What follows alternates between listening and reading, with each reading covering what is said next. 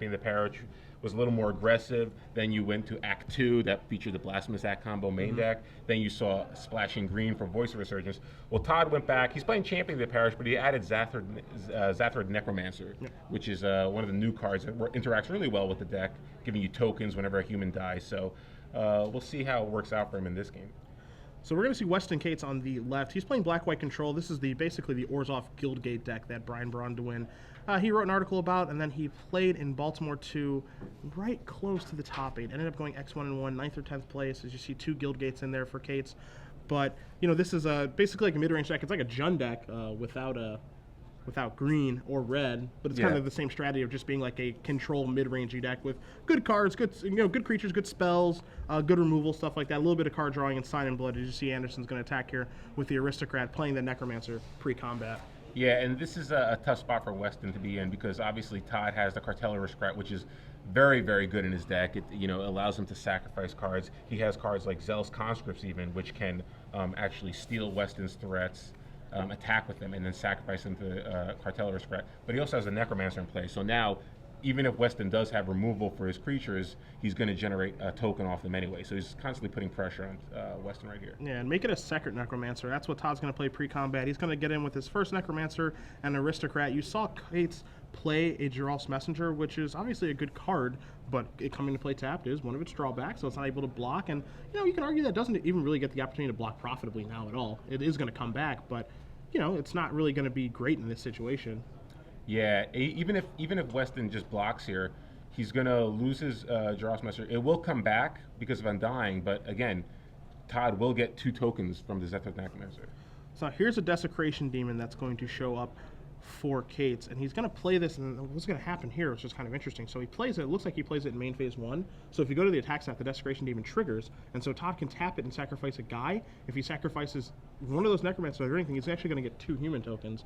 So had Cates play this in the second main phase, which he likely did not announce, Todd can, Todd wouldn't have the ability to sacrifice a guy to get 2 more tokens out there. As it stands, I'd be surprised if he doesn't want to do that, and you see he's going to sacrifice. Yeah, why not? You want to get, you're going to generate 2 tokens here, so you're going to be able to attack with 8 creatures, with 8 power next turn. Weston only has 1 blocker, so you can potentially drop him down to 6 here. And it looks like Todd actually has a Blood Artist in his hand too, so he's threatening to close the game out pretty quickly here. Yeah, a little Fireball combo maybe in order here for Anderson. He's going to get 2 human tokens into play. We'll make sure we get the right ones out there for you. Sam Black he'll do just fine for this time. So Todd generates two human tokens from both Zathard Necromancers. He now untaps. Weston's tapped out. He has only a Geralt's Messenger left to block.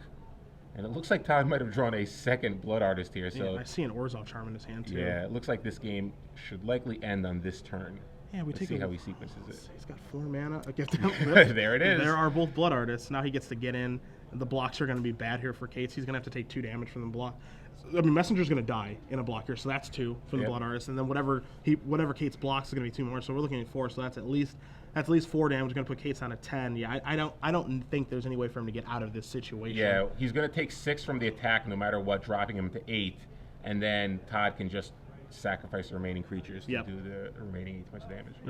You see Todd's going to say, all right, here's the damage, 6 through with the 2 tokens in the Cartel Aristocrat, 4 Blood Artist triggers from Messenger, so that's going to be 10, and I think we're going to see a little bit of Fireball action, and we are going to see a concession. So Todd Anderson is going to win game number 1 with the Aristocrats over Weston Cates, playing Black-White Control in a pretty easy game 1 to start the tournament. Yeah, pretty good start. He curved out really well. He got to turn 2 Aristocrat, turn 3 Necromancer, turn 4 Necromancer, and then followed that up with double Blood Artist. So pretty solid start for Todd here. Yeah, outside of not having a 1-drop in the form of Doom Traveler or Champion of the Parish, I think his draw was absolutely excellent. He was able to win that game. It looks like on turn 4 or turn 5.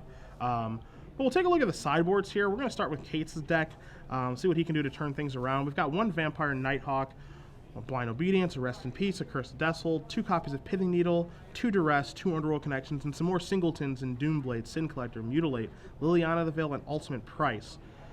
Looking at this, it doesn't really surprise me that, there's not a lot of cards here that really jump out at you as cards that are trying to beat the Aristocrats outside of Rest in Peace. Being able to make Blood Artist pretty much textless, make Zathard Necromancer into a overpriced 2/2, things of that nature. But outside of that, I'm not really sure what else he would want to sideboard. Vampire Nighthawk is fine, but it's not exciting. Yeah, that's definitely a card he wants to bring in.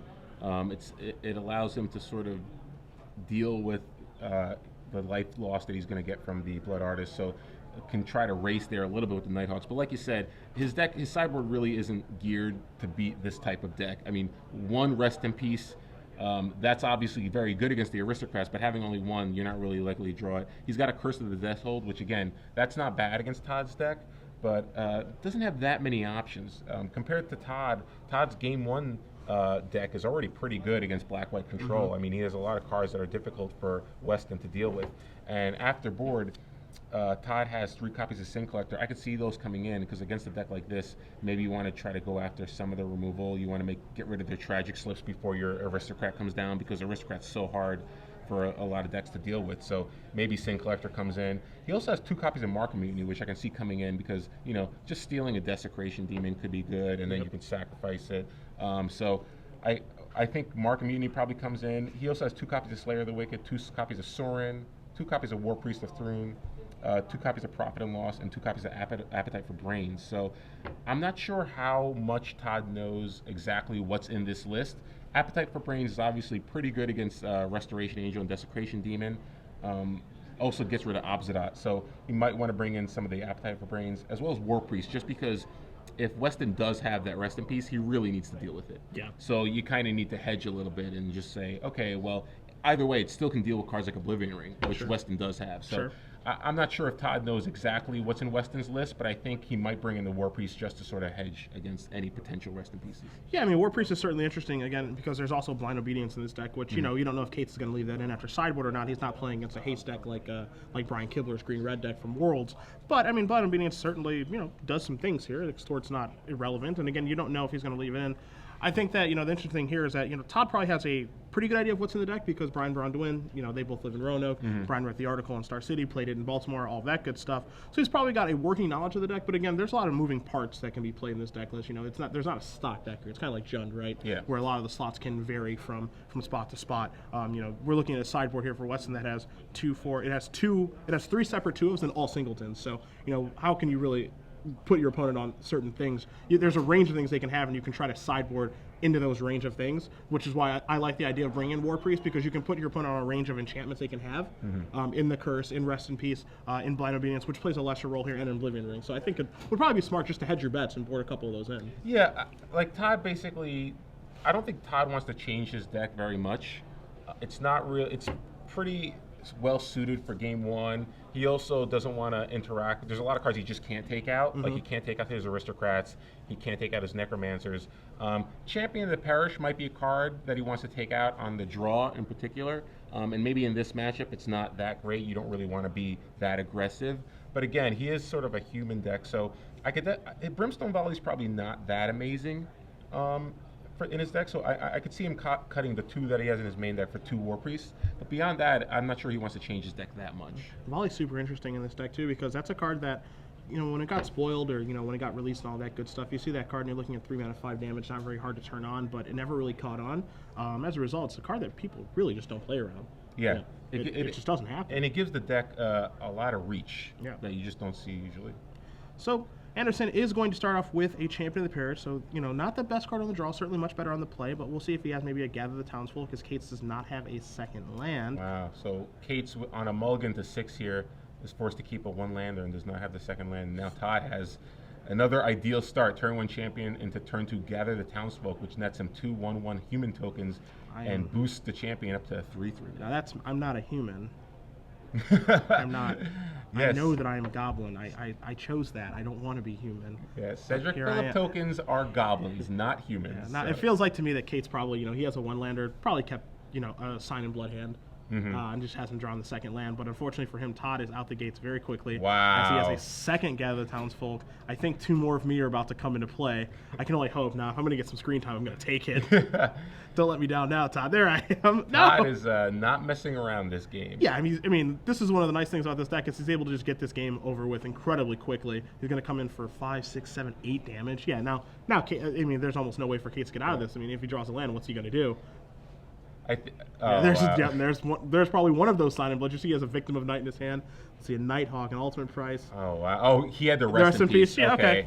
one land, rest in peace against Aristocrats. I could see wanting to keep On a that. mulligan to 6, I don't hate that keep. Yeah. And truthfully, like if he draws a second land there, he's got Victim of Night to be able to kill something. He's got Rest in Peace to turn off some of Todd's cards and some other things like that. It feels a little bit sketchy, but at the same time, like I can certainly see it. And when you do have 4 Sign and Bloods in your deck as well, there's a series of draws that you can kind of get yourself out of trouble with. Well, you just saw a situation there where, we said Rest in Peace is actually pretty good against Todd's deck. Unfortunately, it wasn't the half of the deck that Todd drew. Yeah. So even if he did have the second land for Rest in Peace, Todd just had the aggro champion draw, which really Rest in Peace doesn't do anything against. So Yeah. That's one of the unique things about this particular deck compared to the old Aristocrat Act 2 deck. That deck was really vulnerable to Rest in Peace. Yeah. Because it was all based around, this sort of combo with Blood Artist and Blasphemous Act and Boros Reckoner. But Todd's deck, he can actually be aggressive because of Champion of the Parish and the number of human